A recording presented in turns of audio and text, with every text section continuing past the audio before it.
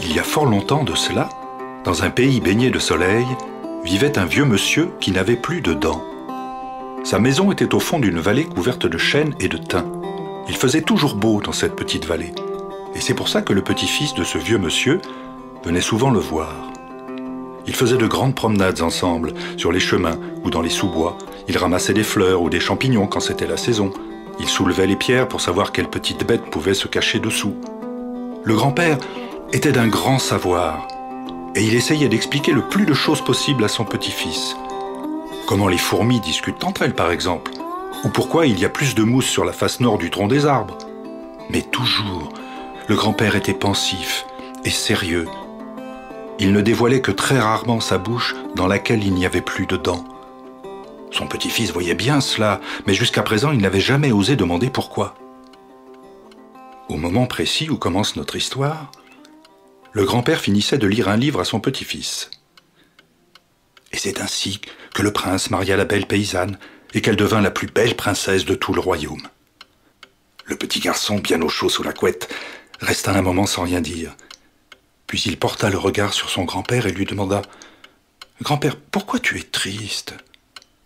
Ce dernier, qui voyait bien que les yeux de son petit-fils commençaient à se fermer, remonta bien la couette sous son cou et lui caressa les cheveux. « Tu sais, c'est parce que quelqu'un m'a volé mes dents. Un jour, je me suis réveillé et quelqu'un m'avait chapardé mes ratounes. Alors depuis, je souris moins. Mais je retrouverai bien celui qui me les a volés, et alors je ne serai plus triste. Bon, d'ici là, il faut que tu dormes, mon fiston, car demain le soleil brillera et nous irons crapahuter dans les cailloux à la chasse à la couleuvre. » Le petit garçon ouvrit de grands yeux, qu'il referma presque aussitôt. Il se voyait déjà avec son grand-père sur les flancs des collines rocailleuses, sur les traces de serpents aussi dangereux qu'énormes. Et il sombra dans le sommeil.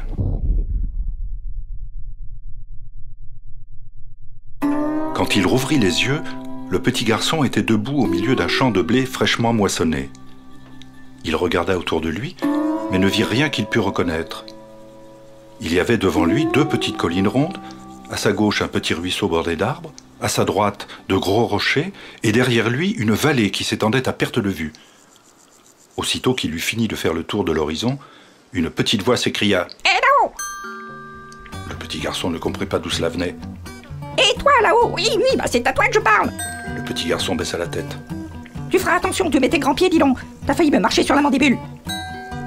Le petit garçon s'agenouilla et fut surpris de voir à côté de son pied gauche un gros insecte noir. « C'est toi qui me parles, le Lucan ?» dit le petit garçon étonné. « Pardi, qui veux-tu que ce soit? Je ne suis pas le Lucan, ça c'est mon nom dans les livres. Je suis Robert Cerf-Volant.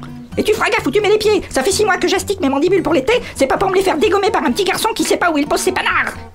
Tu vas où d'ailleurs? Je ne t'ai jamais vu ici. » Le petit garçon, d'abord étonné et peureux, s'enhardit et fit un large sourire. « Je suis à la recherche de celui qui a volé les dents de mon grand-père. »« Je vois. Et tu t'appelles comment? »« Je m'appelle Martin Chanot. Je peux te prendre dans ma main ?»« Ouais, vas-y. Mais fais gaffe aux mandibules. Chanot.